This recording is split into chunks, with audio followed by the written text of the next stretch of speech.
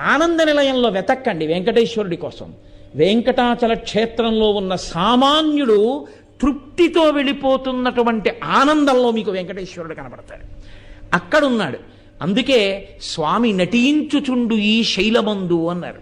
ఆ పర్వతం అంతటి మీద ఆయన నర్తిస్తూ ఉంటాడు. ఆ పర్వతమేమి నమ్ముకున్నటువంటి వాడి ప్రతి ఇంటిలో, ప్రతి వాడి గుండెలో, వాడి ముందు, వాడి వెనక, వాడి పక్కన స్వామి నిలబడి ఉంటాడు.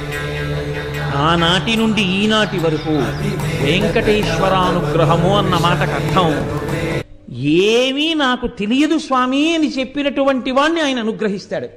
నాకు ఇది తెలుసు అనుకున్నవాడినో, నేనింత గొప్పవాడిని అనుకున్నవాడినో ఆయన అనుగ్రహించవలసిన అవసరం ఎందుకో తెలుసా అండి? ఈ లక్షణం ఆయనకి ప్రధానంగా ఎక్కడదంటే, ఆయన ఎప్పుడు చెప్పుకున్నా మీరెవరు అంటే ఆయన మనకి చేస్తున్న